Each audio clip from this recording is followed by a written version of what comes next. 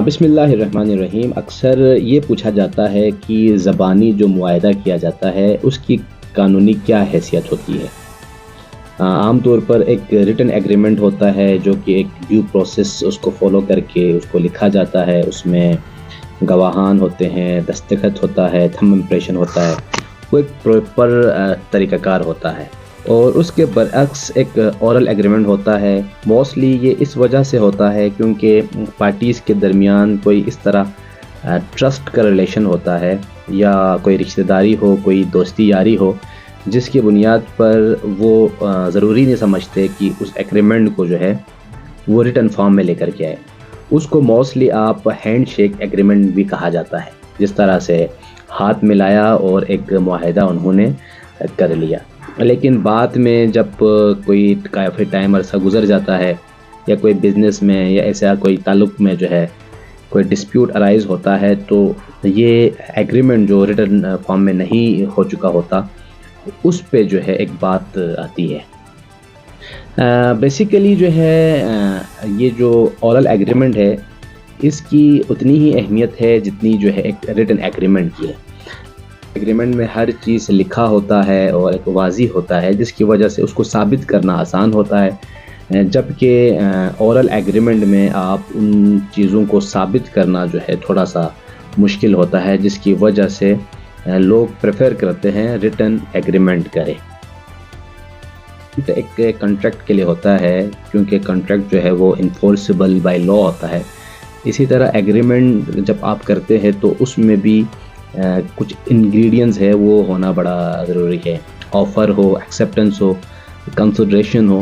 تو یہ چیزیں جب تک نہ ہوں گے آپ کا پھر جو بھی ایگریمنٹ ہوگا وہ ویلڈ تصور نہیں کیا جائے گا۔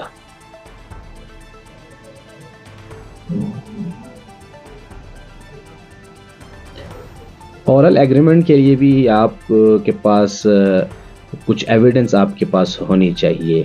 آپ کے پاس گواہان ہو، اگر کوئی لین دین کا معاملہ ہو تو پیسوں کے حوالے سے کوئی چیک ہو، کوئی پرونوٹ ہو یا کوئی ایسا ڈاکومنٹس ہو جو آپ عدالت میں پیش کر سکے۔ اگر اورل ایگریمنٹ کے ساتھ آپ کے پاس کوئی ثبوت بھی نہ ہو تو اس کو بھی آپ کو پھر پروو کرنے کے لیے اورل ایویڈنس پہ جو ہے انحصار کرنا پڑے گا۔ تو جو وٹنسز ہے اس کا تو وہی قانون شہادت میں جو ایک ریکوائرمنٹ ہے انڈر آرٹیکل 17، 2 میل ہو اچھا یا 1 میل 2 فیمیل ہو، وہی جو ہے قانون لاگو ہوگا یہاں پر بھی۔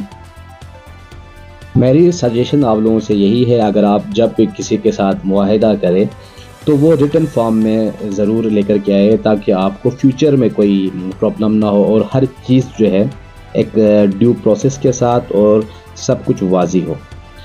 اسی طرح جب اگر آپ کو ایگریمنٹ کے حوالے سے کوئی پریشانی آپ کو سامنے آتی ہے، آپ کو جو ہے جب اس کو فلفل کرانا ہو تو پارٹیز ڈیفینیٹلی آپس میں راضی نہیں ہوتے کچھ باتوں پر، تو آپ کو کورٹ میں آنا پڑے گا۔ کورٹ میں جو ہے آپ کو جو دعویٰ کرنا پڑے گا وہ ہے سوٹ فار اسپیسیفک پرفارمنس، جس کو دعویٰ تعمیل مختص بھی کہا جاتا ہے، جس میں آپ کورٹ سے استدعا کرتے ہیں کہ دیکھیں جی ہمارے درمیان یہ اورلی معاہدہ ہوا تھا اور یہ پارٹ میں نے پرفارم کرنا تھا، باقی جو ہے دوسری جو پارٹی ہے انہوں نے پرفارم کرنا تھا، لیکن وہ ایسا کرنے سے قاصر ہے، لہٰذا آپ ان کو یہ آرڈر فرمائیں کہ وہ اپنی جو ذمہ داری ہے، اپنا جو کام ہے وہ کرے تاکہ مجھے نقصان نہ ہو۔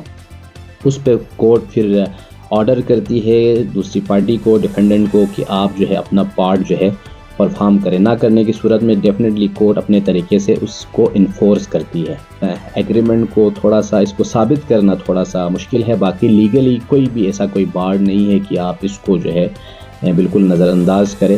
اس حوالے سے ایک ججمنٹ ہے آنریبل سندھ ہائی کورٹ کی، زبانی کنٹریکٹ بھی لیگل اور قابل پذیر ہوتا ہے، مگر اسے ثابت کرنے کے لیے ٹھوس شہادت کی ضرورت ہوتی ہے۔ یہ ہے جی PLD 2018 سندھ 414۔